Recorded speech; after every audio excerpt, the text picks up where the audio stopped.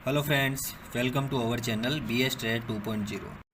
आज के इस वीडियो में हम बात करने वाले हैं स्टॉक मार्केट क्या है और इसमें इन्वेस्ट कैसे किया जाता है। तो शुरू करते हैं। मगर उससे पहले अगर आप हमारे चैनल पर नए हैं तो चैनल को सब्सक्राइब करें और बेल आइकन पर क्लिक करें, जिससे कि हमारे द्वारा डाली गई वीडियो आप तक सबसे पहले पहुँचे। दोस्तों, शेयर मार्केट आज के समय में दुनिया का सबसे बड़ा बिजनेस हो गया है। भारत में भी शेयर मार्केट में काम करने वाले लोगों की प्राथमिकता बढ़ती जा रही है। आज के इस समय में हर कोई शेयर मार्केट में इन्वेस्ट करना चाहता है और पैसा कमाना चाहता है, मगर जानकारी के अभाव में बहुत सारे लोग ऐसा नहीं कर पाते हैं। तो आज के इस वीडियो में हम शेयर मार्केट के बेसिक कॉन्सेप्ट क्लियर करेंगे। दोस्तों, आपने सुना होगा कि आज स्टॉक मार्केट में तेज़ी आ गई, या फिर आज स्टॉक मार्केट क्रैश हो गया, या फिर कोई कंपनी आज शेयर मार्केट में अपना आईपीओ लिस्ट करने जा रही है। तो ये शेयर मार्केट आखिर है क्या और ये काम कैसे करता है? शेयर क्या होते हैं? शेयर कहाँ से आते हैं? मार्केट में अप्स एंड डाउन्स कैसे आते हैं? कैसे मार्केट को ट्रैक किया जाता है? शेयर बाज़ार में इन्वेस्ट करने के कौन कौन से तरीके होते हैं, जैसे कि long term investment, short term investment, intraday trading, future and option trading. तो सबसे पहले समझते हैं कि शेयर क्या होते हैं और ये कहाँ से आते हैं। मान लीजिए कोई कंपनी है जिसके बहुत सारे प्रोडक्ट मार्केट में अवेलेबल हैं और कंपनी की valuation at the time of 100 crore की है। तो सबसे अब इस कंपनी को लगता है कि डिमांड और सप्लाई को देखते हुए कंपनी के बिजनेस को ग्रो करना चाहिए। अब मान लीजिए कंपनी को अपनी बिजनेस को ग्रो करने के लिए 50 करोड़ की एडिशनल फंडिंग की ज़रूरत है। तो ये फंडिंग कहाँ से होगी? इसके लिए कंपनी के पास दो रास्ते हैं। कंपनी को अपने बिजनेस को बढ़ाने के लिए या तो कोई इन्वेस्टर या फाइनेंसर मिले जो कंपनी के विजन में बिलीव करके कंपनी को 50 करोड़ की फंडिंग कर सके, या फिर कंपनी अपने बिजनेस की कुछ हिस्सेदारी पब्लिक में बेच दे।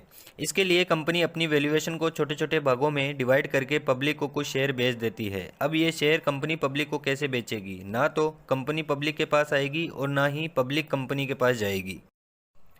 तो ये शेयरों का और फंडिंग का आदान प्रदान कैसे होगा? इसके लिए कंपनी को शेयर बाजार में लिस्ट होना पड़ता है, जिसे हम आईपीओ के नाम से जानते हैं, मतलब इनिशियल पब्लिक ऑफरिंग।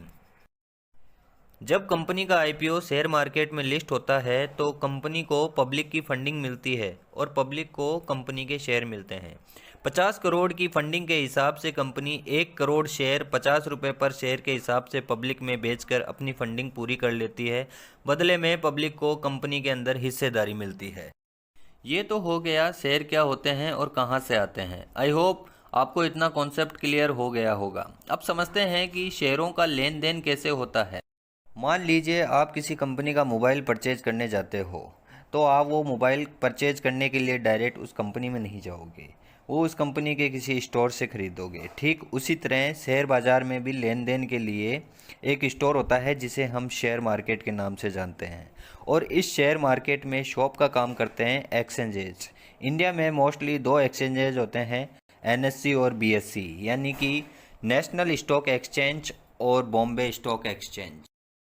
अब इन एक्सचेंजेज में भी स्टॉक ब्रोकर होते हैं जो कि कुछ फीस चार्ज करके शेयरों का बाय और सेल करते हैं। ये फीस अलग अलग ब्रोकर की अलग अलग हो सकती है। स्टॉक ब्रोकर के लिए अलग अलग डीमेट अकाउंट होते हैं, जैसे कि ज़ेरोधा, एंजल वन, ग्रो और भी बहुत सारे डीमेट मार्केट में अवेलेबल हैं जिनसे शेयर बाज़ार में काम किया जाता है। दोस्तों, ये तो हो गया शेयर मार्केट में शेयरों का आदान प्रदान करने का तरीका। अब समझते हैं कि स्टॉक मार्केट में उतार चढ़ाव क्यों आते हैं। दोस्तों, आपने अक्सर सुना होगा कि आज स्टॉक मार्केट में तेज़ी आ गई या फिर आज स्टॉक मार्केट क्रैश हो गया। तो ऐसा क्यों होता है? इसका मतलब है कि अलग अलग मल्टीपल कंपनियां जो शेयर मार्केट में लिस्ट है उनका ओवरऑल परफॉर्मेंस अप्स या डाउन है। अब ये अप्स एंड डाउन्स आता क्यों है, तो इसे समझते हैं। दोस्तों, अप्स एंड डाउन्स आने के कई कारण हो सकते हैं। इसका एक कारण डिमांड और सप्लाई का भी हो सकता है। अगर किसी प्रोडक्ट की डिमांड ज़्यादा है और सप्लाई कम है तो मार्केट ऊपर की ओर जाएगा। अगर किसी प्रोडक्ट की सप्लाई ज़्यादा है और डिमांड कम है तो मार्केट नीचे की ओर आएगा। इसके अलावा यदि दुनिया में कहीं भी युद्ध जैसी स्थिति बनती है तो उसका सीधा इफेक्ट मार्केट पर देखने को मिलता है। इलेक्शन के रिजल्ट आते हैं तो मार्केट पर इसका असर देखने को मिलता है। देश में कोई भी बड़ा इवेंट होता है तो मार्केट में उसका असर देखने को मिलता है। दोस्तों, आई होप इतना आप आसानी से समझ गए होंगे। अब बात करते हैं मार्केट में काम करने वाली स्ट्रेटेजी का। स्टॉक मार्केट में काम करने के लिए सबसे पहला और सबसे सेफ तरीका है long term investment. Long term investment क्या है, आइए समझते हैं। लॉन्ग टर्म इन्वेस्टमेंट का मतलब होता है आप किसी कंपनी के शेयर लंबे समय के लिए खरीद के रखते हैं। अगर आपके पास अच्छी कंपनियों के शेयर हैं तो आप समय के साथ अच्छा रिटर्न पाते हैं। अच्छी कंपनियां समय समय पर अपने शेयर होल्डर को डिविडेंड बोनस भी देती हैं, जिससे कि अधिक मात्रा में लोग कंपनी की ओर आकर्षित हो। आज हर कोई फ्यूचर को सिक्योर करने के लिए कुछ ना कुछ इन्वेस्टमेंट करता है।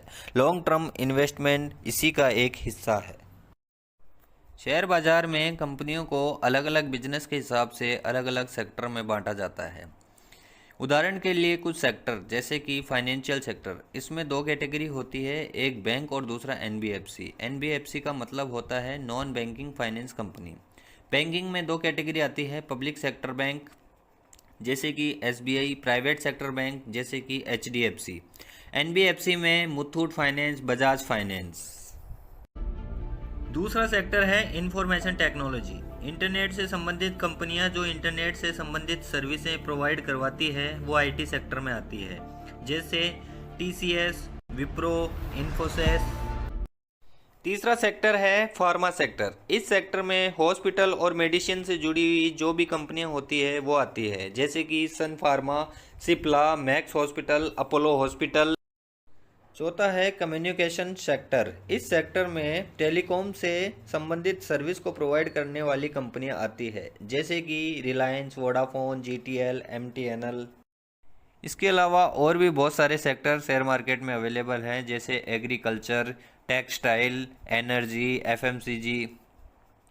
दोस्तों, आज के इस वीडियो में इतना ही। उम्मीद है कि आपको वीडियो पसंद आई होगी। अगर वीडियो पसंद आई है तो लाइक कीजिए। मिलते हैं हमारे नेक्स्ट वीडियो में, जिसमें हम बात करेंगे कि स्टॉक मार्केट में काम करने वाली अलग स्ट्रेटजियाँ, जैसे कि short term investment, intraday trading, F and O trading.